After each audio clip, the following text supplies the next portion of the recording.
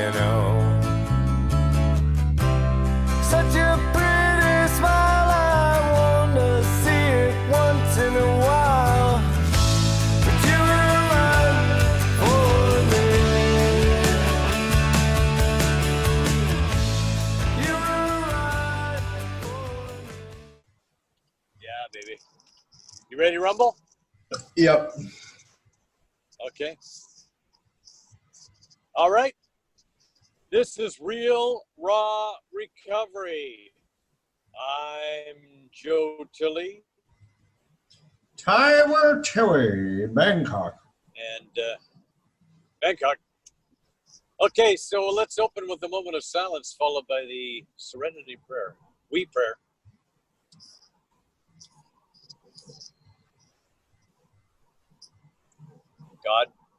God, Grant us the serenity to accept the things we cannot change, courage to change the things we can, and wisdom to know the difference. Can I ask you to do the reading today? Yep. Thank you. Good to go? Good to go. The heart of true sobriety. We find that no one need have difficulty with the spirituality of the program. Willingness, honesty, and open-mindedness are the essentials of recovery, but these are indispensable.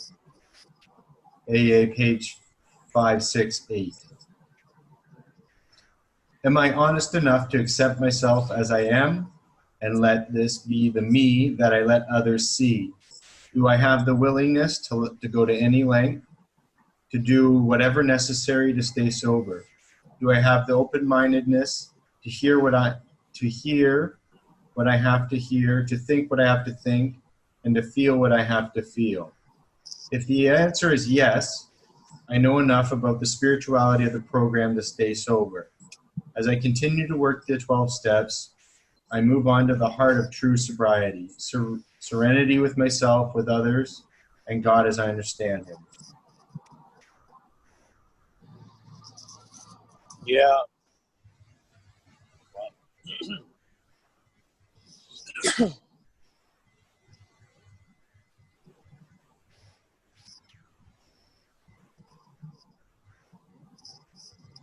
Yeah.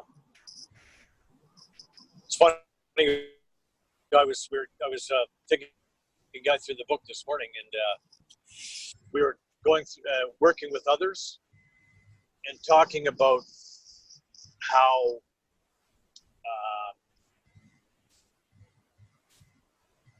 it's so important that we don't get in the way of another person's idea of God or the power, whatever that happens to be. That it's so important that we just allow somebody to have their own concept. And I've witnessed, situations where somebody has tried to tell somebody else what God was all about. And I mean, if I'm like, a member of a specific church, and you're a member of a specific church, and we both happen to be in Alcoholics Anonymous, and we want to talk about those things in church as well, that's fine, right? We're both members of a recovery program, and we both want to talk about that specific type of religion. That's fine. But if I don't have that same belief system as you, and I'm not a member of your same church, it's really not fine. It's not cool for me to go up to the front of the room and say, you know what, if all you folks don't join the First Presbyterian Church of Jesus and Mary, then you're all going to hell.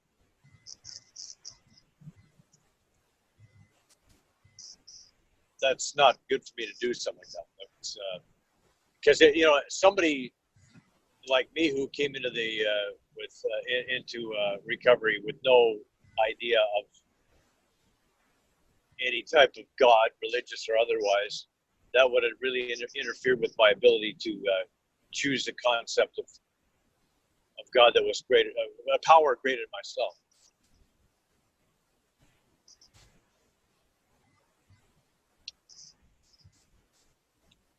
So that that's what sort of struck me. And then the how part, honesty, open-mindedness, and willingness. When it comes to,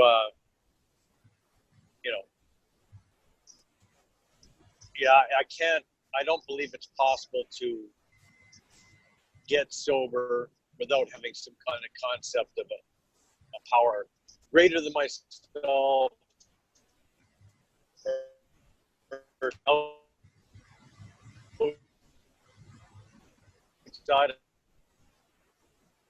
mean, for help because I use the same mind.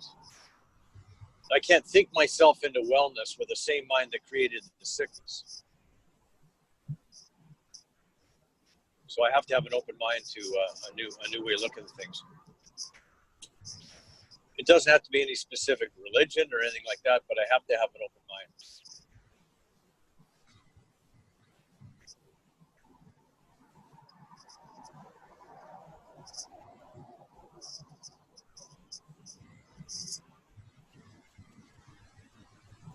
And that certainly took. I mean, really, I guess the honesty part is knowing that I don't know, and coming to that realization and that I can't do it myself. That's honest. Open-mindedness is believing that there might be a power outside of myself, and then willingness is just the decision to make the decision to turn my will over to whatever power that is.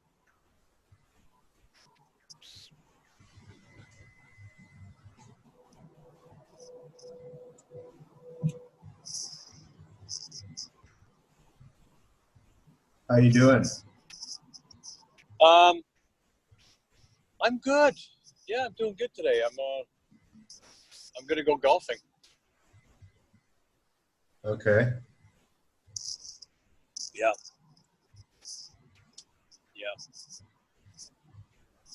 With Chase. Nice. Nice, eh?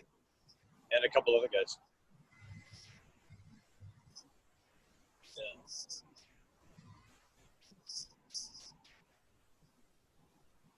How about you? Where you at? I feel I ate a lot for dinner. Okay. How does that affect you? I feel really good. I feel slightly fatigued, but euphoric and serene. Okay. Slightly fatigued, but euphoric and serene. Slightly fatigued. Yeah, there's like a. That sounds good. That sounds great. Yeah, there's like an element of like. Yeah, like I was really looking forward to talking to you. Yeah, me too. And then now I'm just sitting here and my brain's not racing. So that would be the serene part. And euphoric, I just feel like, really abundantly full. So it's adding like a few extra neurons or something.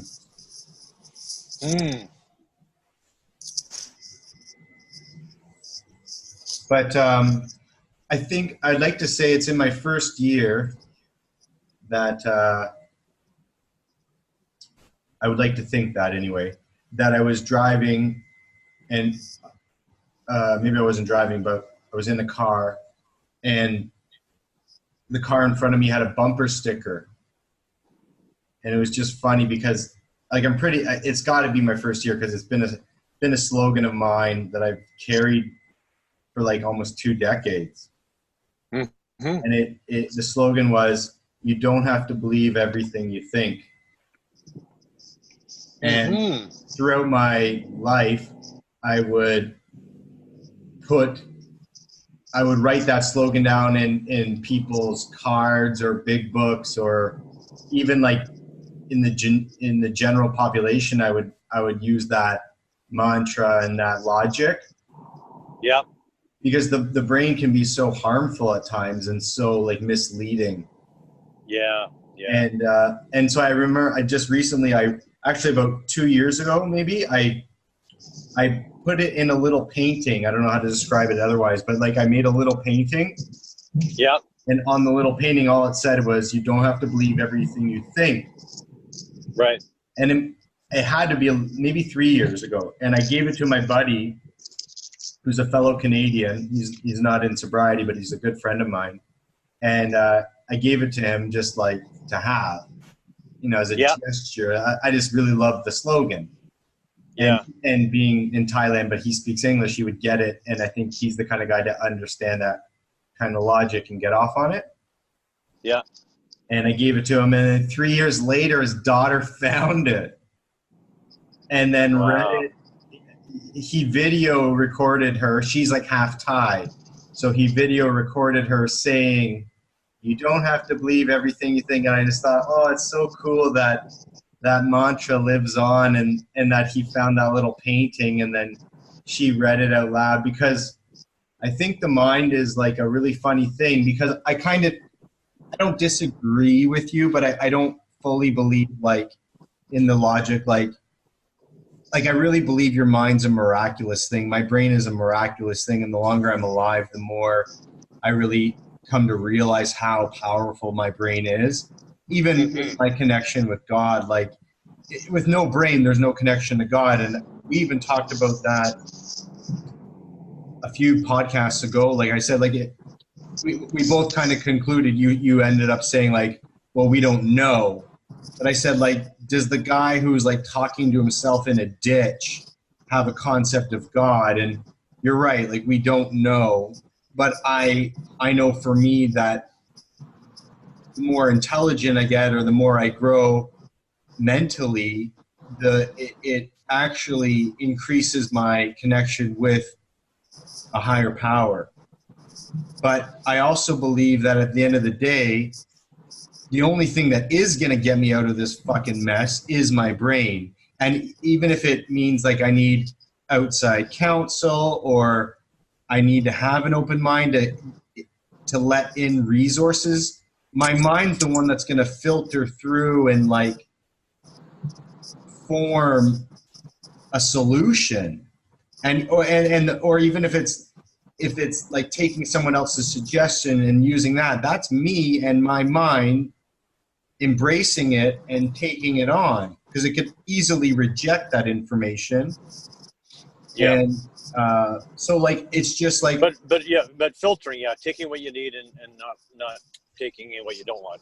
Right. But I just kind of think like, so when you just say like kind of like phrases that are thrown out in meetings, like, oh, you can't use the same mind to dig yourself out of the old mind. Like, well, it's the same brain that I've had for 30, however old I am, 36 years. Like, so I don't completely agree with that. Like, just kind of jibber jabber. Like, well, can't get like. Yes, you. Well, yeah, okay, but it's not gibber. What I mean is like when I'm in a state, when I come into recovery, I'm in a pretty messed up state, and I keep using this mind, thinking that somehow I'm going to have the willpower or whatever else it takes to overcome this disease, insanity by myself, and I can't do that. I need to have a spiritual awakening, a spiritual change, a way of thinking. Something has to happen to this mind of mine in order for me to trust it. So that's what I'm talking about. Is learning, is flushing. When people say it's kind of brainwashing. Well, my brain needed a washing, right? My brain needed a flushing, a cleansing, because I was stuck in a way of thinking that wasn't serving me. So, are you ready to go? Are your dukes up? Yeah, let's bring it on, babe. Bring it on. Why do you always refer to 27 years ago? I don't understand, like, why that would be your first, like, well, actually, back 27 years ago, my brain needed a lot. Well, I don't give a fuck what happened 27 years ago. What, like, that, when I was just telling you, like, it's the brain that's going to solve my problems today is the brain I have. But I didn't have a brain I could trust, is what I'm telling you. I know, but I'm talking over about time, today. I've developed a brain that has a spiritual connection to it, and now I can trust my thinking. But I should hope so. Like, okay, like, sure, everyone's like for me to put myself back 18 years ago and use that kind of logic today, it just doesn't, it's so far from the, I'm lost why you would, so yes, those phrases and slogans that you would first grasp onto to adjust your life and take a new path are very useful. And I've said this time and time again, I'm not bashing that logic. I just don't, that's not the same logic that applies today. So when I ask you a question, like, or when I bring up like a phrase that you read, like the same mind that got you into this mess isn't the same mind that will get you out. Yeah, but I'm referring to the reading, and the reading I what I'm getting from the reading is this, and I'm thinking about this, I guess, as somebody maybe newer in recovery, talking about what happened to them and the change they made, and like I think we're always changing and evolving. I hope so anyway. I hope I'm not the same person I was 27 years ago, but I had to come to that place where I had to stop trusting the sick mind that was keeping me sick and believe that maybe a spiritual solution could help me change my my way of thinking, and it did. And I guess my message is for the guy who's stagnant at 8 years and doesn't really know what to do with himself, starts to think about, starts slipping because the return on investment isn't that great. Yeah. So because my number one there is more to be done, right? I guess my message is, I just to really form my messages, because through my experience and what other people have told me, and I guess just focusing on my experiences, people get 1 year, people get 2 years, but they don't get 5 years. So I don't really like when you're I agree with you. You need a good brainwashing, and you need a good adjustment. And there is a really good, I wouldn't even call it a pink cloud, but there is a beautiful gift of those initial first 3 years of rediscovering yourself without mood altering substances. And you find a new tribe, and you fit in, and you build a little network and foundation based on the principles in the program and the fellowship that you belong to, and then life begins. And when that life begins and it doesn't start unraveling the way that you anticipated, or that's not very valuable, going back seems logical. And my point is, wait a minute. You need to see what you can actually build. What can you actually build with this gift? The gift is not the first 3 years. The gift is what you can build with your life, and the journey, and the story, and the experiences, and the miracles, and the people that you can touch and inspire and help. But the first miracle is for you to actually break the cycle and get out of the insanity of addiction, right? That is a miracle, but that's the tip of the iceberg. So when I hear you talk about, like, well, let's jump back 27 years, let's jump back 27 years, let's jump back 27, I don't care, because like I said, most people are going to get 1 and 2 years, and then they realize their life is shit and they're useless, so they go back.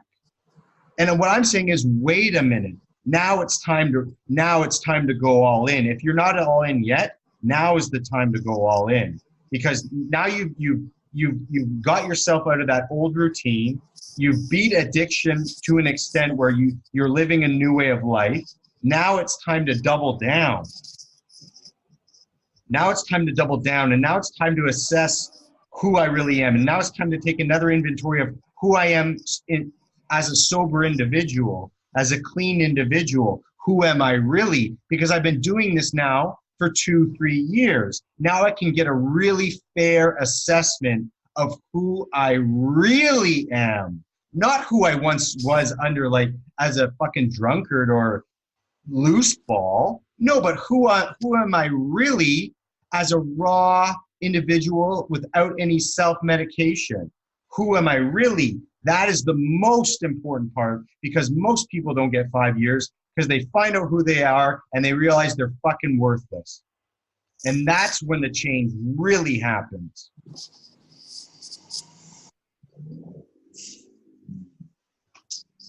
Well, I don't think that I don't think that I ever found out I was useless. I don't think that's what happened to me. So I can't say I agree with you on that. I think what happened to me is I think I found out I had some value, and I think what my belief is that I was a piece of crap until I did a moral inventory and realized that it wasn't that bad. And then, getting right with the world, doing an 8th and 9th step, it helped me to assimilate myself, amongst my fellow man and woman, and then then working with others helps me to become, helps me to have some value. And I don't know. I don't think I ever thought I was worthless. Right. I think things changed. What seemed valuable to me at one time is no longer what seems valuable to me now. What's important, to me now is not what was important to me back, prior to recovery. Because prior to recovery, what was important is material bullshit. And in recovery, what I've come to realize is that, sure, I have value. And, and my value is my experience. All of my experiences in life make me uniquely useful to help other people. So I try to use that experience, and I know that makes me valuable. And I'm able to help other people as only I can in some cases. So I have that value. I know, like, you can get stagnant for sure, and I've seen it happen a lot. But it comes back to, if I stay close to the program and I try to see ways that I can help other people. That, like, the big book tells us, like, nothing helps us get out of ourselves and get out of a funk better than working with another alcoholic. Work with another alcoholic will always save the day. So, I mean, I that's my value, really. That's a purpose greater than myself. That's a purpose that has some legacy. That's a purpose that has some weight to it. And when I all the it combines to make, like, losing my son, I now have a way to help other people that I didn't have before.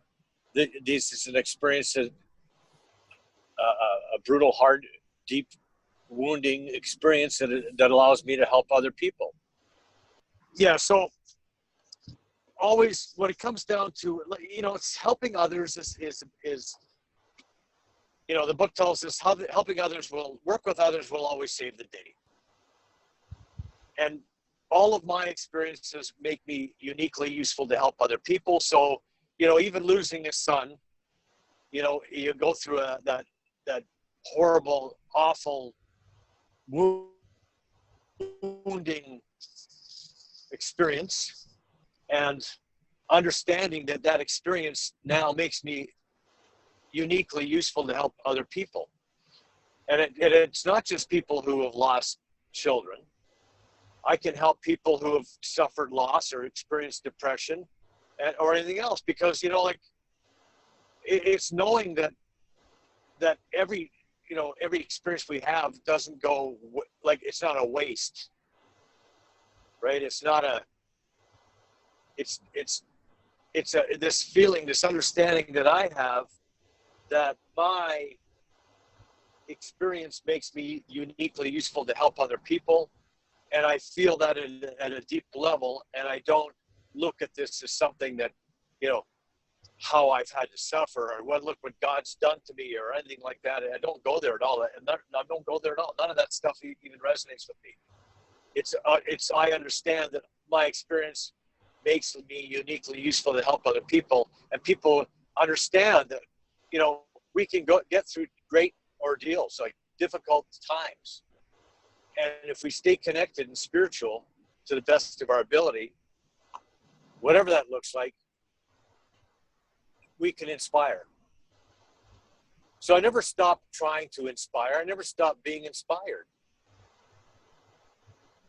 And it doesn't matter what happens in my life. All of that experience is just what it is. This is my life. This is experience. I don't choose what happens to me, and I don't run from what happens to me, and I don't deny what's happened to me or how my life has unfolded. It is what it is, and now it's my job to use that.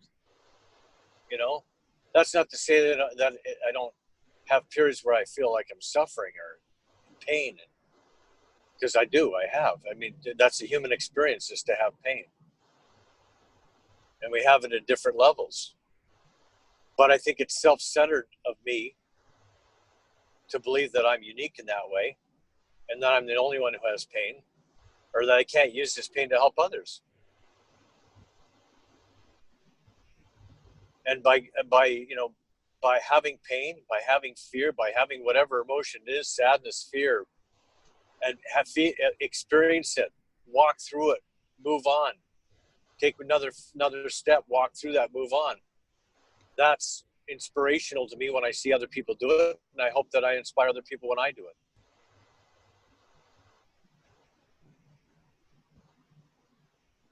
So I'm hoping that people that do listen can get through that gap, because it was pretty rocky. Yeah. Okay. And now I have a rebuttal. Okay. Rebut. Okay. Yeah. Okay. So you found value. You found value around let's pin it around the whatever year marker, or just like in early recovery, you found a time. You indicated, like, through doing an inventory, that you weren't that bad, and that and then sharing your experiences created a value that filled the void and saved the day. Right? I don't know if I don't know. It's a combination of things that saves the day, right? But saving the day is working with another alcoholic, helping somebody else. Yeah, certainly that's going to save the day. Right. I always feel better when I've been able to help somebody else. Okay. It gives me some sense of value, for sure. I agree, but I'm just making sure I recapped just to make sure that I heard you correctly. Yeah, sounds close. Anyway, yeah. Right. No, I know you especially initially. So I thought that, well, that's why you made it to 5 years and beyond, because you found value. So what I'm really indicating is where I see the chink in the armor, or where I see the major speed bumps, of course, is the grueling first year of, like, being out of your mind, and then being embraced with a new life, and attempting to take it on, and making changes to your in your own life, and affecting other people that surround you, and major life altering changes, especially in the first couple of years of recovery. And my experience, and what I've seen how others go about it, or their experiences from being a bystander in many cases, is that you hit some major hurdles where you're just, there's no more escaping you. And I indicated that in some cases, yeah, I think you will come to a realization that you're not, that life isn't as great or as exciting as you would like it to be. And or that you're not perhaps living to your full potential, or that you're bored, or that you're not, life is not exciting, or all these kind of like little hurdles. For some people, they're not a bit like, you live to fight another day. And sometimes those challenges take people out. And I think that happens so frequently. And that's why the drop between 2 to 5 years is so great. And so what I'm saying is, that's, for me, looking back, that's when doubling down really needed to take place. And I really needed to form who I was going to be. And we talked about this last week, and it comes up again for me, where it's like, today I'm not looking always. Sometimes I really need it. And sometimes working with another individual, another alcoholic, another person in recovery, another person who's in maybe rough shape, or just needs, or another fellow traveler, saves the day. And I need that just like the next guy. And sometimes, quite often, I'm not looking for something to save the day. I don't want to get out of the water and into a dinghy. And I don't want to be in the dinghy hanging around, taking other people out of the water. That's not what my life is today. It's just not. And then you put it eloquently last week, like, yeah, you better get in that fucking dinghy sometimes and get back out there. And you do that a lot. And you live a happy and joyous life, probably more than perhaps anyone I know. So I'm laying out all the cards. But what I'm saying is, back to that, for me to find the poking a hole where, like, finding where I see the major flaw in the program is the gap between 2 and 5 years. Because you got to remember, these people are already sober. They're not trying to get sober. They're sober from drugs and alcohol, and they got 2 years under their belt. And why did they go out? It's not because the obsession of the mind will grow, and then, once compulsion takes over after you've gone out, well, then now you're back to square one. But I'm not talking about square one. I'm talking about, you've already got a routine in theory. You know what life is like now for 2 years, 3 years perhaps, without drugs and alcohol. You know what that life looks like. And surprise, you suck. But where does the you suck come from? Where does the you suck? That's what the feeling is. Like, I'm giving it, I'm trying to best describe that pinnacle moment where you're like, fuck it, I'm out. And it might not be like a self-loathing, but it's like, life sucks. I'd rather go back. So what do I need to do? What do I need to do to not go there, to get out of there? Well, there's maybe a couple things. There's maybe a little bit of therapy is helpful. Maybe a little bit of working with other people again, like is helpful. Absolutely. And make sure I've done a proper inventory and all that. That's helpful, right? And then my message is, you better get to work. You better figure out what you're doing on this planet, because you got about anywhere between 20 and 30 to 50 years left. What are you doing? What is this all about? It's time to shine. It's time to grow. It's time to build your skyscraper or your 2-story cabin. I don't care, but it's time to get going. And the reason why I'm so critical about this is because the return on investment, if it outweighs going back, that is the value. So you can find, of course. Well, anything is better than going back. No, because then why is everyone going back? because because it all starts with an idea in your head. And it's like when I pull away from recovery, if I pull away from recovery, and I've witnessed this with other people, is like all of a sudden the mind starts to change. Like the mindset starts to change. I've seen like all of a sudden the things that we value start to change. And if I pull away from recovery and say, for example, oh, maybe I'm doing a little bit of gambling, maybe I'm, having relationships with sexual relationships with others that they should be having, or any kind of thing, you allow yourself to kind of slip away in that regard. And then next thing you know, you're gone. And it's like we have to be diligent. I mean, being diligent about our recovery should never stop. And if it stops, then we're in a place where we're in danger. We're in danger. I think I'd like to clarify again. For me, if I look at my own personal journey, it was starting to after around like there's I won't go through it all chronologically, but I started to begin like everything from getting a job, finishing high school, getting a job, going back to college. Then like it was about reinvesting in myself and becoming the man I wanted to always be, and becoming like achieving goals and being able to like being a productive member of society is just the starting point. Yeah, I know. I get that.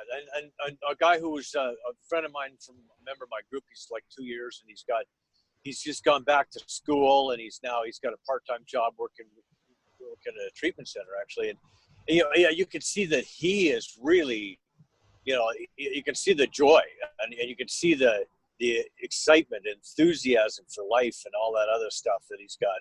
And that's inspiring for me, just to watch him, listen to him. And that we need to have that, and we need to do that. But so what stops one from doing that? What stops the individual from pursuing their goals and dreams, and staying stuck, and staying in a place where they're not happy, and then slipping and sliding back into oblivion? But just to put some emphasis on, like, so if I'm going to gamble, I'm gambling that guy makes it to 5 years. Right. But see, that's my main point. Is like, if you just told me, okay, I know this guy, he's helping all these guys, he's going to tons of meetings, and he's got a really cool pad in his mom's basement, I'd say that guy might not make it, my good friend. In fact, I'm going to gamble against him. Now, if you tell me there's a guy who goes to meetings, helps others, got a cool pad in his mom's basement, but he's just gone back to school and got a job as an addictions counselor, and he's brimming and doing all these other things, I'm going to put my chips on him. I'm not putting on the chips. I'm not putting the chips on the guy who just helped people at church and works at the soup kitchen and fucks about. I'm not. You know what? He's not making it. It's the guys that are going to get from 2 to 5 years that start to do something with their existence, not just fuck around and help other people and eat donuts and go to meetings and just, there's not, you need that the element that is going to give you value. And because that value, when you press it against what your life used to be like, it overshadows and obvious, and it's clear for, I'm going to say, the majority of individuals go, this stock is rising, this stock is worth investing in. I'm figuring out that I don't suck. I'm figuring out that I have value, and that I can have a goal and achieve it, and I can actually build a foundation, and I can invest in myself, and I can actually, like, all about that like self momentum and being able to propel yourself into success. And success is a bit of a cheesy word, but if you're successful in whatever you're doing, it doesn't have to be monetarily. I'm just saying if you're successful, then it's going to be pretty clear that you weren't successful in your addiction. But if you're just kind of like if you're not achieving success, or the goals are falling through the cracks, or you're not able to attain an exciting existence in sobriety, then going back being an option is just so realistic. And because life isn't that good in sobriety. And guess what? That's my message. That's your fucking problem. That's nobody else's problem but your own, because you're left with a raw brain and a raw mind, and it's up to you to make a life worth living. Okay, so what can I do? What can you do? What can we all do to carry that message?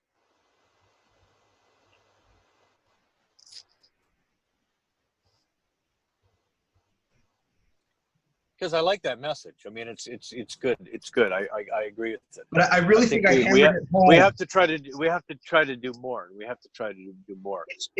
But that's why, that's why I said put your dukes up, because for you to revert back 27 years ago is not the platform I'm talking about today. It's like, because I'm really I'm focused on, I just don't have the same compassion and desire you have for the guy with 30 days. And I have the compassion for the guy that's scratching his head at a meeting with 3 years going, what the fuck is going on? And I just understand that, because it's like, because again, the stats are going to state you're not making it to 5 years. So you got the 2 years. It's almost like, for me, it was a handout. It was such a gift that I actually made it to 2 years, because I broke the cycle. And by that point, I was just left with me now. There was no other outside influence. It was just me. And when I realized who I really was, not after 5 months, after actually being alive, in recovery, sober, raw for 2 to 3 years, you kind of go, oh, this is who I am. It's interesting because I've never been sober for this long. I've never been with myself for this long. So what am I going to do? What am I going to do with and for me, I went through my first 10 years of just trying different things. I tried to see if the shoe would fit, because trying new things is exciting. And it doesn't mean that you detach from the program at all. And that's where you would really chime in. But that's not my message at all. You need a quota. You need a foundation, and you have it. But it's like, what are you building on that foundation? You got saved. You're in the dinghy. Now you get to go to shore. Yes, you got to go back out in the dinghy sometimes, often in many cases. But now what are you doing on shore? What are you going to do with your life now that you've got a second chance, now that you have a world of opportunities? And as you said many, many moons ago, now you get the buffet. You get everything on the table, anything you want, your words exactly, as a matter of fact. Now you get the buffet. What are you going to do? But if you build in that excitement, okay, like life is a buffet and I want to go out and get what's fucking mine. And then you bring some ego back in, because now you know who you are, and you go, I'm worth it. And I'm going to, as Rocky said, know your worth. Now go out and get what you're worth. Mm-hmm. Because that's what will defeat going back.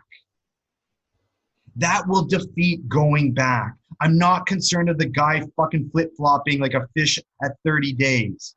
Godspeed, man. But once you get to that 2 year marker, I hate to like pinpoint it like that, but to 2 to 3 year, then it's like, what's really going on now? What's really happening? Because now you know what sobriety offers. What are you going to do with it? That's on you.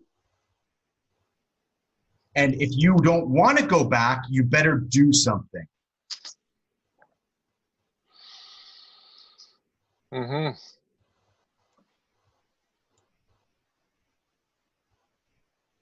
Do you agree with me about one thing, and I'll throw the ball back to you, is do you agree about there being a pretty significant gap in people that get 1 year, 2 years, and then you'll never see them get a 5 year? Yeah, that happens a lot. And you know, they talk about the pink cloud in AA, and I think in a lot of cases, you know, if you're in some kind of recovery program, but you're not really doing a lot of work, you're probably not going to last that long. And if you are doing the work, then I agree with you. I mean, you have to continue to grow, and that's the whole idea. And I'm assuming that growth means that, you know, taking responsibility for your life and choosing and making good choices for yourself, and choosing, you know, to be all you can be, right? To be the best you can be, whatever that looks like. So yeah, I agree with you. I agree with you in pretty much all of what you're saying. But I totally agree with you because, like I said, I'm not putting you on a pedestal, but as far as individuals that are truly, especially not just on the outside because I know you so well, truly like just full of love, and in general, of course you have your days, but like a guy who's compassionate, funny, and is just excited about helping others, and then that equating to happy, joyous, and free, like you're the top of the charts. So there is I really think there's a bit of a, it's not that I definitely am not I'm not saying, oh, that's not for me. That's not what I'm saying. I'm also 36, and I want to compare myself to you when you're at 36, because at that time you got to look at where you're at. You're just getting sober, right? Mm-hmm. Is that true? Yeah, you're sober. 36. Right, and but you also have a career that to die for. So like not like you already kind of had this element, and forgive me if it seems like I'm breaking you down. So because I'm comparing myself. So it's not really about you, even though I'm dissecting you. But like you have this element of achievement and goal orientated, and a career in boxing, and like so you know kind of what you're capable, and then you also have a disease of addiction. But you also know, like, wow, I can also achieve a shit ton of things when I really put my mind to it. But I've been beaten, and now I got to make some change. And you actually you need to make a huge psychic change. But you also you being at like I'm just at a stage in my life where it's so, my legacy is important now. What I put on, what I leave on this planet, what I contribute, what I offer, and how I present myself is so valuable right now. And there's so much emphasis on that. And it's so important for me to take the opportunity of sobriety and put it to good use. Mm-hmm. Because that will trump me going back, especially today. Because, and it's almost like making a gratitude list, right? Essentially, and it's so, it's just where I'm at, and so I just look at you as like, I often compare, not in a negative way, but I just go, yeah, like, okay, so being 36 and sober, what does that mean? What does that look like? And I really believe I've been given an opportunity to just live with myself and be with myself, kind of without interruption, or without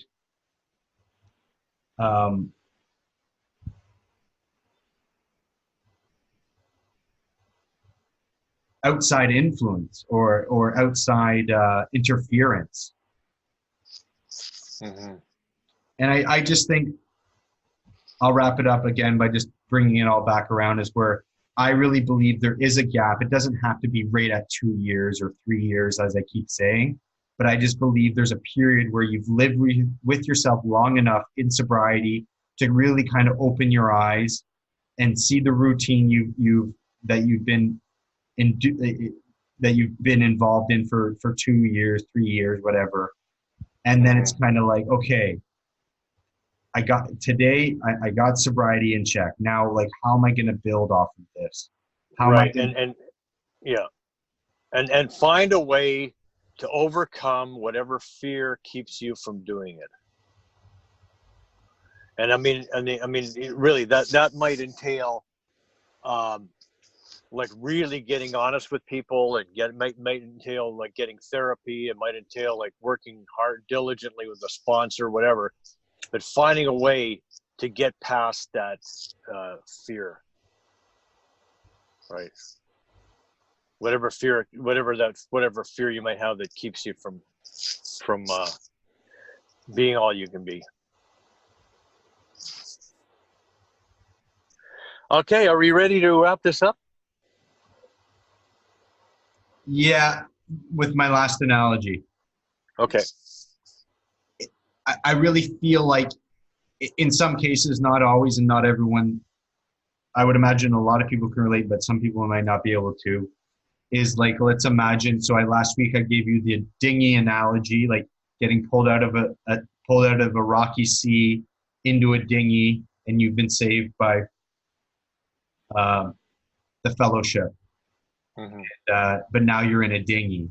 This week, my analogy would be, to fit in with what I was saying, is like, let's imagine you go as far as considering recovery like being reborn. So let's imagine you're a bird and you've been reborn and you've been hatched into a nest. And now you're with some of your brothers and sisters in the nest, and you're getting spoon fed, and you got maybe some good parents kicking, which would be sponsors or other mentors or interesting people that are helping you, but you're still living in the nest. And it's good, and you're talking to other people, and you've been reborn, and it's a new start. But unless you get out of that nest and fly, you're done for. Right. Eventually, like, if you don't fly, going back out makes the crows sense. Will get you. So that's my point, is like at the 2-year marker, for me, you don't fly. Maybe some birds do, but from what I understand, there's a period where you need to get fed, and you need to grow, and you need to figure out, wow, I'm a fucking bird and I have wings, and that takes time, and that self-realization and coming to terms with who I am. And then it's at the point where, okay, I'm ready to go. And then you might need to fly back to the nest from time to time. But if you don't fly and take that opportunity, that second chance, you're fucked. You're doomed. And that's why you don't make it to 5 years. You didn't fly. Mm-hmm. So that's my analogy for that. Good. I like it.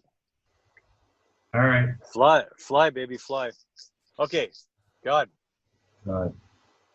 Grant us the serenity to accept the things we cannot change, courage to change the things we can, and wisdom to know the difference.